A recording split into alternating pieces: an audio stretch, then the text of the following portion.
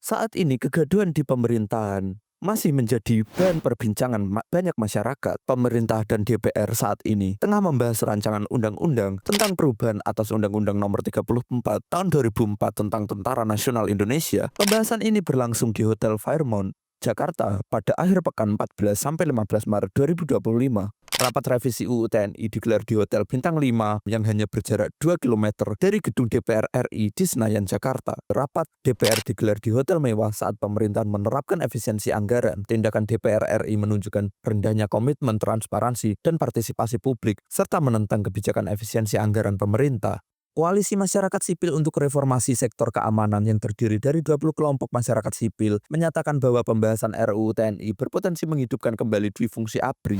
Perluasan penempatan prajurit TNI aktif di jabatan sipil berpotensi melemahkan profesionalisme militer dan mengancam supremasi sipil. Salah satu poin kontroversial dalam RUU TNI adalah perubahan pada pasal 47 dalam UU Nomor 34 Tahun 2004. Pasal 47 ayat 1 menyatakan bahwa prajurit hanya dapat menduduki jabatan sipil setelah mengundurkan diri atau pensiun dari dinas aktif.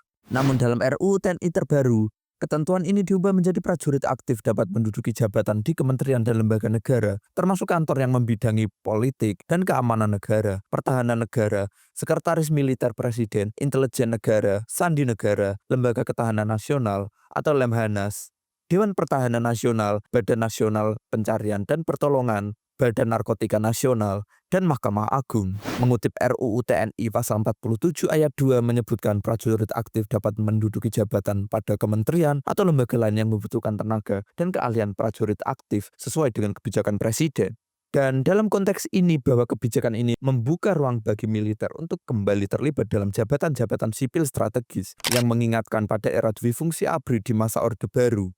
Selain itu, dalam pasal 53 RUU TNI terbaru, usia pensiun perwira yang sebelumnya 58 tahun diubah menjadi 60 tahun. Bahkan untuk jabatan fungsional tertentu, usia pensiun bisa diperpanjang hingga 65 tahun. Perwira tinggi bintang 4 juga dapat diperpanjang masa dinasnya hingga 2 kali dengan keputusan presiden. Koalisi masyarakat sipil menilai kebijakan ini melanggar prinsip profesionalisme militer dan berpotensi menciptakan loyalitas ganda. Militer tidak seharusnya terlibat dalam politik atau pemerintahan sipil karena tugas utama mereka adalah pertahanan negara.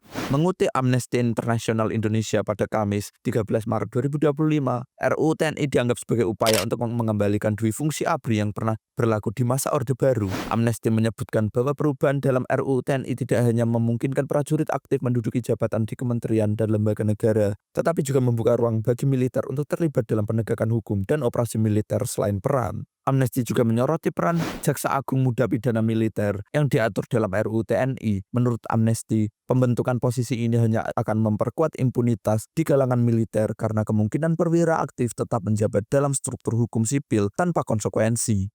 Selain itu, pelibatan TNI dalam penegakan narkotika juga menjadi sorotan. Pelibatan militer dalam isu narkotika akan membuat pendekatan penanganan masalah ini bergeser dari ranah penegakan hukum ke ranah operasi militer. RUU TNI ini masih dalam tahap pembahasan di DPR dan berpotensi disahkan sebelum masa reses pada 20 Maret 2025. Jika disahkan, regulasi ini dapat membuka kembali peran militer dalam ranah politik dan pemerintahan yang menjadi salah satu karakteristik utama dui fungsi ABRI di masa Orde Baru. Dan bagaimana pendapat kalian tentang RUU ini? Tulis di kolom komentar. Demikian pembahasan kali ini. Terima kasih sudah menonton sampai habis. Jangan lupa untuk like dan subscribe. Dan sampai jumpa.